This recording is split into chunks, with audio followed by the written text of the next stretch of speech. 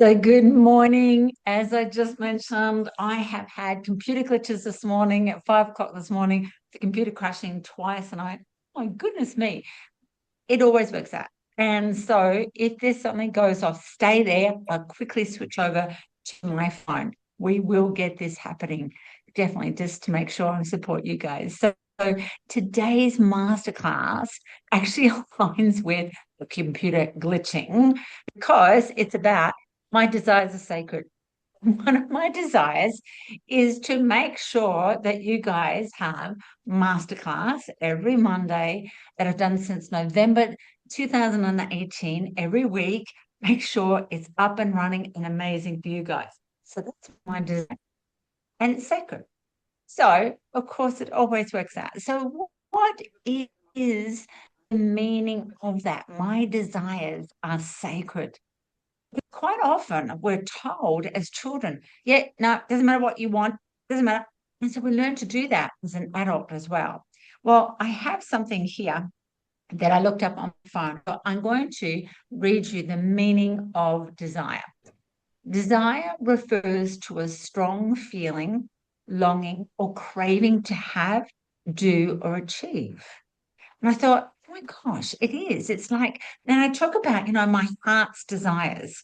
And the sacred shape of heart's desires is the flower of life, the sacred geometry shape. It's the flower of life. It's like if I've got a strong heart's desire of something I really feel, a longing, a craving, it's like, oh my gosh, it's coming right from here. And when we say to ourselves, my desires are sacred, what we're saying is it's okay to have those desires. Quite often, people will go, no, can't have. And then we start to think to ourselves, no, it's not worth anything. But that is far from the absolute truth. Because whatever your desires are truly sacred. Whatever someone else's desires are truly sacred. And that's why when people say things to me in the past through medical intuitive sessions, or even while I was nursing, these are my desires, I think, well, yeah, I honor that in them. It may not be my truth or I agree with or anything. It's got none of my business. It's their desires are sacred. Now, what's sacred? Sacred is something very heartfelt, special, like almost connected to galactic, connected to ancient wisdom, connected to truth within. And only it's sacred to the person, to you or to me, because I'm the one that's been gifted that message or that connection. And so that's something that I've learned to do. And I thought I'd share some of my stories and see if you guys can relate. So my desires are sacred. And I remember wanting to write a book ever since I was a little girl. In fact, remember in grade 5 and grade 6, what I would do is I'd fold up pieces of paper. The teacher would let us have some art time. I had the same teacher, Miss Pentland. I loved her to death. That every once a week, she would let us do art of some form. We'd have a piece of paper and I'd have my textures. I'd always have like pink, green, blue, purple. They're always my colors. And I would fold the piece of paper up and then I'd staple on the side and I'd make it like a little book. I always wanted, and I'd write a little book with pictures and words and things. So I'd always wanted to write a book. Then, as a grown up, I wanted to write a book, but I had this story in my head from year 11 teacher, my English teacher, saying, you'll never be able to write. Your English is no good. And so I get that story in my head as well. I had these two stories, but my sacred desires, my longing was to write a book. So I attempted 8 times. What does that mean? Not tried, I attempted. So right even to one time I had to work in Singapore. And I thought, 8-hour flight from Brisbane, Australia, across to Singapore. That's 8 hours of writing. I'll do that. And I sat with the journal in front of me and the pen, and it just didn't come through. And then I had a gorgeous client who said, have my house. So I had her house like every Tuesday for 2 hours. She left the key in a secret place. I'd go to her house for 2 months. I did that every week. Nope. I'd start. No, no, no. It was an attempt. because somewhere I was blocking myself on my desire of writing a book was sacred. But then I had this other story of, you're no good at writing a blah, blah, blah, blah, blah, blah, blah. I took on that my desire was not sacred. Now, this is important for you guys, just as an example, so that you can see that, oh, where have you had some heart's desires? They're actually very sacred to you, but somebody along the line has said something, and then you've taken their truth, but your truth is, my heart's desires are sacred. So come to 2016, and I wrote my first book, The Gene Sheehan Story, in 30 hours. Then 2017, I wrote two books in 5 days. And it's continued on since then. Now I've written 10 books. And when I just wrote a couple of weeks ago, or at the early June, I wrote, I edited two books, rewrote a book from scratch, and then wrote another book. It's like, no, my desires are sacred, whether somebody else thinks so or not. And I had one person say to me, why would you even write a book? Why are you writing 10 books? Why are you writing 13? There's actually 13 in the series. Why are you writing them? They're not important. Who's going to read those? I won't read those. And it's very easy to get caught up in someone else's story or truth and then lose that longing. And that longing, I used to witness when I was nursing patients that were dying or maybe diagnosed as terminal illness, and they hadn't been able to express that desire or longing. Well, I don't want to go to my death like that. And I'm pretty sure you guys don't want to go to your death like that too. So there might be some sort of desire within you that you think, this is really sacred to me. I need to do it, say it, express it, have it, eat it, play it, whatever the words are. And so sacred geometry and ancient mystery school would say, your desires are sacred. Whether you fulfill them or not, actually tapping into them, saying, you know what, this is really sacred to me. And it could be as simple as you want to go and have time just in a quiet area meditating. It might be going on a trip. It might be getting a puppy. It might be just having time with family. Because those desires don't have to be this most massive, humongous thing. And sacred desires, that longing in the heart space, it's like, yes, here, there's a connection. And I know when people do the mystery school overseas, whether it's Egypt or Peru or Mexico, where I take people, there's like this something in there. And they can't use the words. They don't know what the words are, but it's like I'm here. And they probably can't use the words afterwards because it's like, yeah, but it was amazing. And it was like, here. So what if you honored that your desires are sacred? And that sacredness is you. It's a connection. And as I mentioned about like Peru just recently, or I'm about to go to Egypt again soon, the people have this connection maybe to a past life, and it's not past because the body doesn't know it's past. The body actually thinks it's still right now. It's like, yeah, I need to resolve. I need to connect with. I need to understand. I need to bring in my gifts. I need to cut off the challenges I had then. Now, that's sacred, really sacred. No one will understand but you. You. And so I invite you to be curious on when you've got something that's really special to you. Do you think, I want that? A dream or a goal or a what if? It is sacred. Treat it as sacred. Share it with those that are going to support you, not with those that are going to be naysayers and complain or put it down or go, that's stupid. No. Nope. It's too valuable. If it's sacred, why not share it with people that are going to uplift you, see your vision, connect with you, connect you to other people that might be able to support you, and then allow that sacredness to grow. And it's almost like a little seedling that you put into the plant, into the earth, and you grow it. You water it, let sunlight, speak to it beautifully, let it grow up into a seedling, into a plant, into a flower, into a tree that blossoms and flowers or gives fruit. Imagine.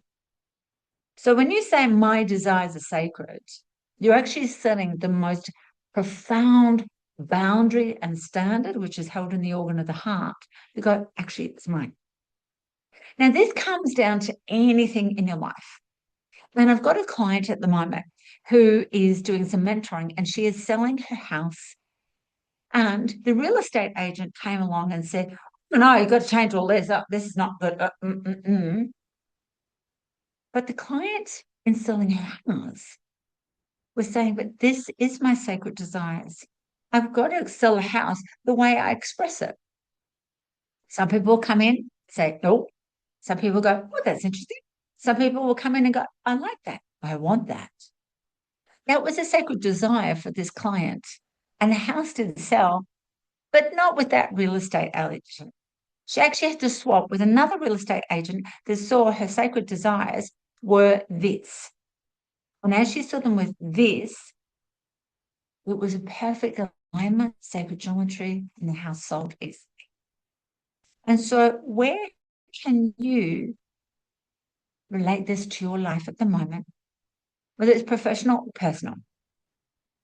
In the professional thing, if you've got like people around you, maybe a team that are not aligning with what your desires are, whether it be staff, whether it be a graphic designer, whether it be a bookkeeper, whether it be an accountant, whether it be, is it time to actually say, time to get someone new? Telling you to do that. I'm asking you to be curious and see what is around you personally and professionally where people are not seeing your desires. And then again, choose who you share your desires with, because it's about having uplifted people around you that are going to see your desires. That is so, so important. So my desires is claiming that it's mine. It's not I as an ego, it's my here quiet. It's just zhuzhing in my heart chakra. My desires, my longing. I need to express me as sacred. And when people understand that, they actually flourish. They do really well rather than put it to the side. Just don't worry. Or like me, 8 times I attempted to write my book. Was able to do it as a little girl, fold the piece of paper, cut it up, staple it, color it, write it, done. And then 2016, I did it. But even when I did that, I had a couple of people say, oh, who's going to read that? Well, I didn't know. I actually didn't know who was going to read it. But it did really well and it's still doing really well. So, what are your desires? Check in how sacred they are for you. Or is that desire because of somebody else said? What is it that you want? And it's not of ego to have what you want. If it's like this longing that you really want to fulfill that, experience that, taste it, enjoy it,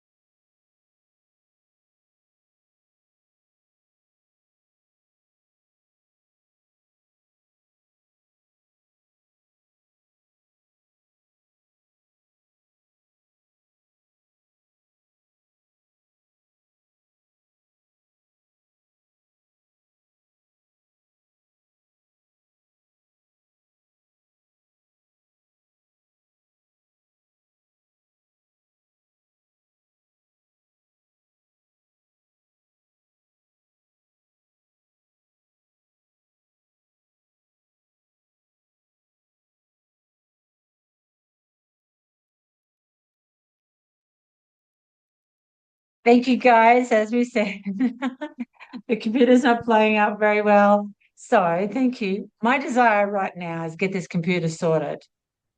So, what is your desire? What is something that is really important to you? Oops, I just realized I'm on mute. Thank you guys for understanding the computer just crashed again. My desire is to get this computer working again. So, what is your desire? What is really important to you? That's the most important thing, is knowing that your desires are sacred. So, with that note, because I have a feeling the computer's going to crash again because that was the third time, let's go into um, the any sharing that you have, if you want to share, that is. And I will go to Julie, Leona, and Andrew. And Lou, if you're able to share.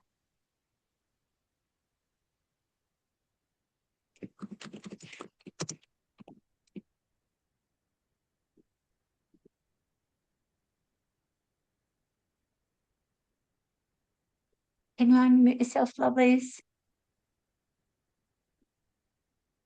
You might go to Andrew.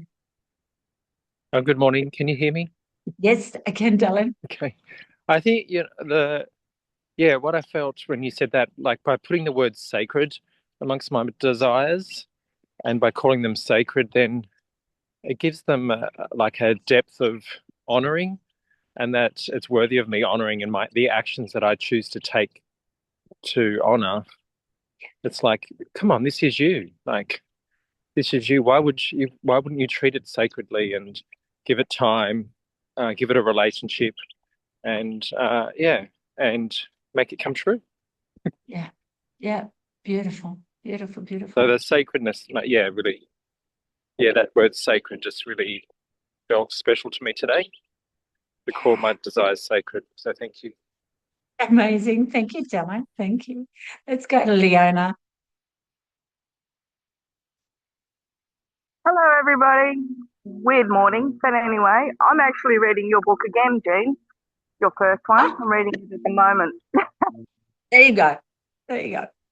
Um, yeah, I think for me, it's the desires, whether it's an external desire, like someone's told me, and I've just people pleased and went, yeah, I can do that, or whether it's actually internal, something I really want to do, or is it something yeah, I can do that.